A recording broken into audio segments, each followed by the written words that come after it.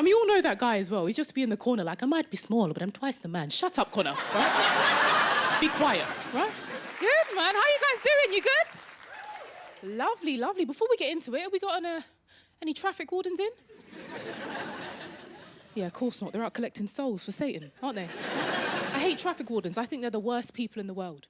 Have you noticed that traffic wardens can only have a good day if they f*** up yours? Right? I got a ticket on my car outside my house last week, outside of my place of peace and rest. Right? Well, I live in Croydon, so it's not that peaceful, right? But that's not the point. That's not the point. The point is that I saw the man put the ticket on my car, and he didn't put the ticket on my car with respect. No. The man put the ticket on my car like this. Yeah, like he was Tinkerbell's gynecologist. I was livid. I was fuming. I ran down the stairs so fast, my breast came out, my bra hit me in the face. Felt like I was getting jumped, right? There was a lot happening. And I got to my gate, and I saw the man running and skipping down the street. He even gave it one of these, right? He was having a fantastic time. And I chased after him. I said, excuse me, sir. Excuse me, what are you doing? And he just looked at me, and he didn't say anything. So I said, okay. Okay. Do you feel like a big man? Do you, yeah? Do you feel like you've accomplished something, yeah? And this man looked at me and he said, yes. So I lost it, I'll be honest. I said, this is why your mum don't love you, your dad don't love you. Yeah, probably a virgin with your micro penis. F*** you, I did. I was upset. And this man looked me in my eye, and he said, shut your dirty, stinking mouth, you dirty pig.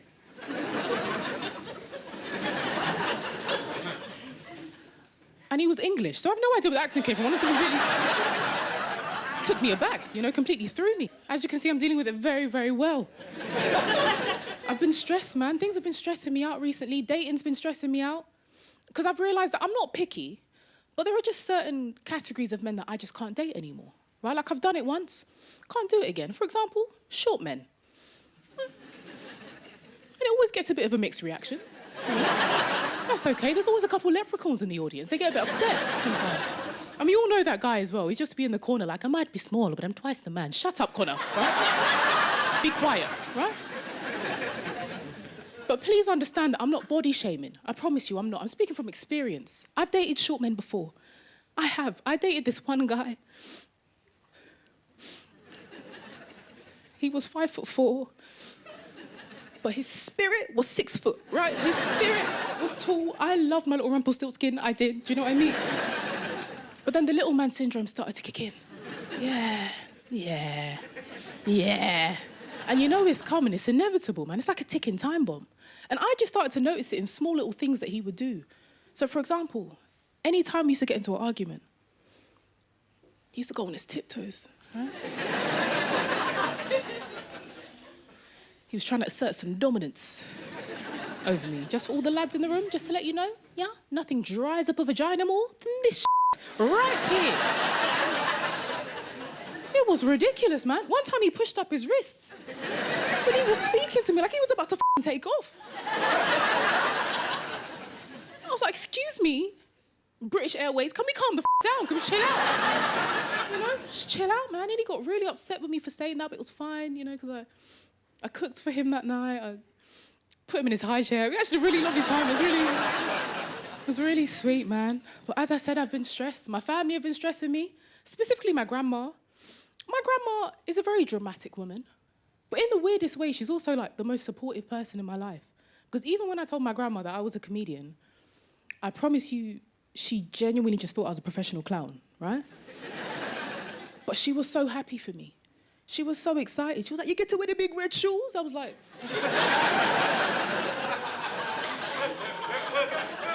It's not a part of the uniform, But my grandma has shown me that in times of trouble, she's the only one that I can depend on.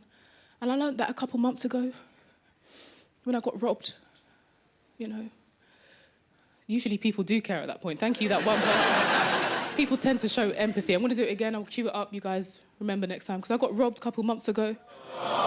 Stop, guys. Don't patronise me, right? So I got robbed because I live in this fantastic place called Croydon. Right? You weren't meant to laugh. I don't think that was actually quite a joke. And I was standing at the bus stop, right?